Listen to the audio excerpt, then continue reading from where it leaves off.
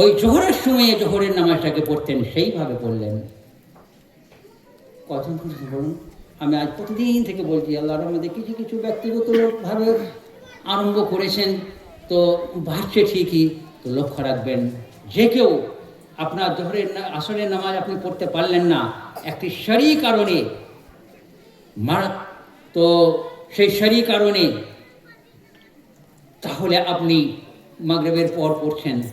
তো মাগরিবের পর পড়তে গেলে জোহরের নামাজটি যেমন পড়তেন, ধীরে ধীরে কেরাত করতেন না, কিন্তু আল্লাহু আকবার, সামি আল্লাহু লিমান হামিদা এগুলো জোরে বলতেন, জোরে বলে পড়বেন। আল্লাহু আকবার বলে কিয়াম করবেন, রুকুতে যাবেন আল্লাহু আকবার বলে যাবেন, সাজদায় যাবেন আল্লাহু আকবার বলে যাবেন, কিন্তু সব মনে মনে করে, ভুল।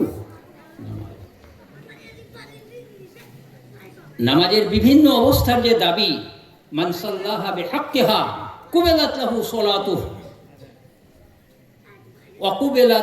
ওয়া কুবিলা সাইরু আমালিহি।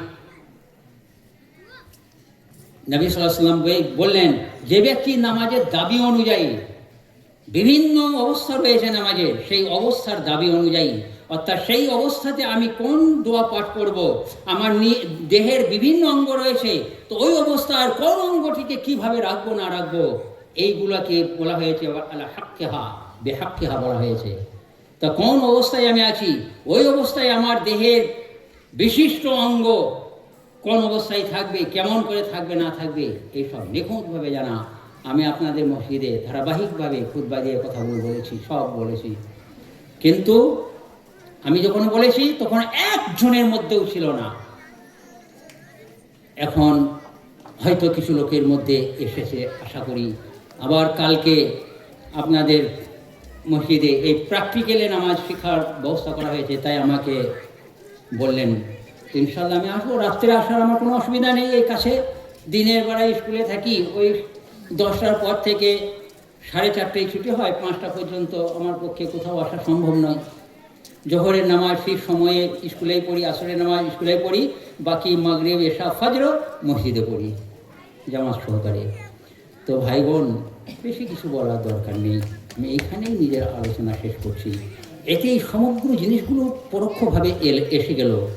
প্রত্যেকটি জিনিসের নিখুঁত জ্ঞান অর্জন করতে হবে, নিখুঁত এবং নিপুণ জ্ঞান অর্জন করবেন, তারপরে ইনশাল্লাহ করবেন। এই যদি করেন, আপনারা যে বিভিন্ন দিক থেকে দুর্বলতা প্রকাশ করেন, অভাবের প্রকাশ করেন, সেই সমস্ত অভাব পূরণ হয়ে যাবে। বুখারী শরীফে আল্লাহ নবী সাল্লাল্লাহু আলাইহি ওয়াসাল্লাম বললেন, মান আদা লি ওয়ালিয়ান ফাকাদ আজ। قال النبي صلى الله عليه وسلم قال الله تعالى عز وجل من عادى لي وليا فقد آذنته بالحرب। যে ব্যক্তি আমার একজন ওলিকে, আমার কথা যে নিখুঁত এবং নিপুণভাবে মানে, আল্লাহর কথা যে মানে, তার শত্রুতা পোষণ করবে, আল্লাহ বললেন আমি নিজে তোমাদের ওই শত্রুদের বিরুদ্ধে যুদ্ধ ঘোষণা করলাম। আল্লাহ যুদ্ধ করবেন, কোনো দিন কেউ পাবে না, আপনার শত্রুতা করার সুযোগ পাবে না, কখনো না। আপনি খেতে পাবেন না, অসম্ভব। কেন খাদ্যের এই অভাব আমরা শুধু দেখাই মানুষকে?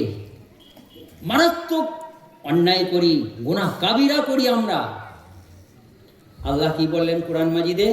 ওমাই ইয়াত্তাকিল্লাহা ইয়াজআল লাহু মাখরাজা ওমাই ইয়াতাওয়াক্কাল আলাল্লাহি ফাহুয়া হাসবুহু। যে ব্যক্তি আল্লাহর তাকওয়া অবলম্বন করবে, আল্লাহকে ভয় করে চলবে যে ব্যক্তি, তো আল্লাহ তা বলছেন তার জন্য আমি সামগ্রিকভাবে একটি সুপথ বের করে দেব। সমস্ত বিষয়ে এসে আল্লাহ সুপথ বের করে দেবেন, আপনি কোথাও আটকিয়ে যাবেন না। আবার আল্লাহ বললেন ওমান ইয়াত্তাকিল্লাহ ওমান ইয়াতাওয়াক্কাল আলাল্লাহি ফাহুয়া হাসবুহু। যে ব্যক্তি আল্লাহর উপর ভরসা করে আল্লাহর দ্বীনকে নিপুণ এবং নিখুঁতভাবে মানবে, আল্লাহ তাআলা তার জন্য যথেষ্ট।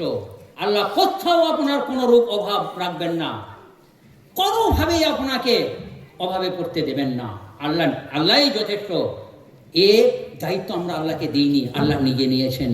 ওমা আলাইনা ইল্লাল বালাগ। আস্তাগফিরুল্লাহ লি ওয়া লাকুম ওয়া লিসাইরিল মুসলিমিন ফাস্তাগফিরুহু ইন্নাহু হুয়াল গফুরুর রহিম। সুবহানাল্লাহি ওয়া বিহামদিহি।